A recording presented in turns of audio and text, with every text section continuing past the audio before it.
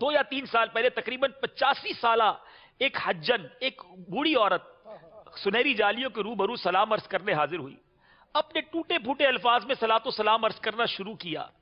اس کی اچانک ایک عورت پر نظر پڑی، ایک خاتون پر، جو اپنی کتاب کے ساتھ بڑے القابات، بڑے عربی پروناؤنسیشن کے ساتھ، مخارج کے ساتھ، وہ القابات کے ساتھ سلام عرض کر رہی تھی۔ یہ دیکھ کر وہ ان پڑھ بڑھیا جو تھی، اس کا دل ڈوبنے لگا۔ عرض کی، یا رسول اللہ صلی اللہ علیہ وسلم، میں تو پڑھی لکھی ہوں نہیں جو اچھے اچھے الفاظ کے ساتھ سلام عرض کر سکوں، مجھے ان پڑھ کا سلام آپ کو کہاں پسند آئے گا؟ دل بھر آیا، رو دھو کر چپ ہو گئی۔ رات جب سوئی تو سوئی ہوئی قسمت انگڑائی لے کر جاگ اٹھی۔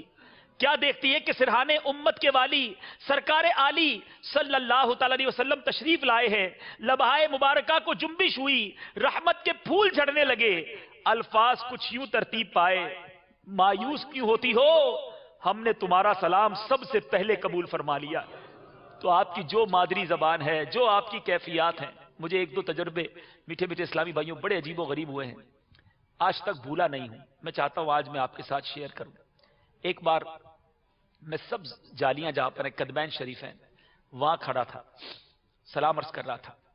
میرے پیچھے ایک زائر مدینہ عاشق رسول تھے، میں نے آج تک دیکھا نہیں ان کو، میرے پیچھے آ کر کھڑے ہو گئے۔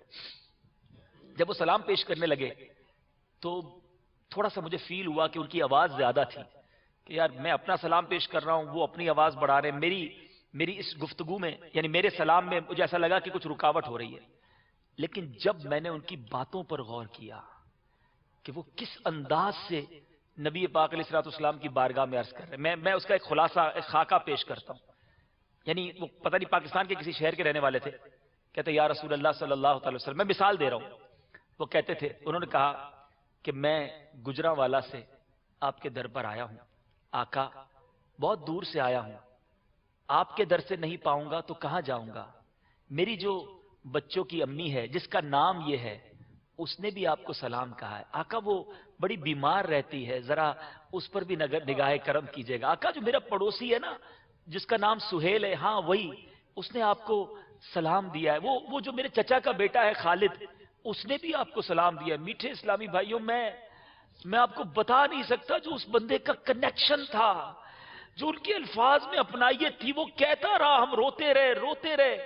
اب میں نے کہا جب یہ سلام پڑھ کے فارغ ہوگا تو میں پیچھے مڑ کے ان کا ہاتھ چوموں گا۔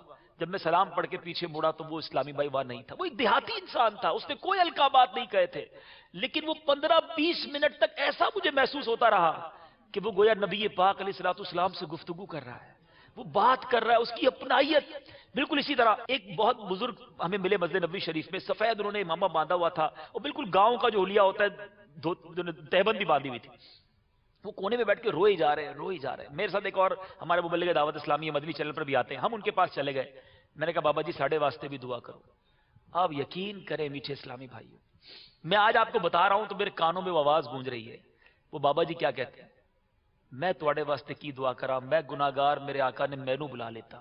وہ یہ کہا اور وہ جو زاروں کی طرح روئے، میرے آقا نے مینو بلا لیتا، وہ کہتے رہے، روتے رہے۔ پھر پتہ کیا کہتے ہیں، کچھ اس طرح کا، دیکھو اے مینو کہندے نے کہ میں ایدے واسطے دعا کروں گا، آقا میں گناہگار، میں کی ایدے واسطے دعا کروں۔ اس جو رکت اور جو کنیکشن، یعنی سمجھ یہ آ رہا ہے کہ یہ دربار وہ ہے کہ جہاں دل دیکھا جاتا ہے، جہاں کیفیات دیکھی جاتی ہیں۔ ہمیں نہیں معلوم کون کتنا قریب ہے، کون کتنا لے کر جا رہا ہے، بس اللہ کرے کہ نیکوں کا صدقہ، ان عشاق کا صدقہ ہمیں نصیب ہو جائے۔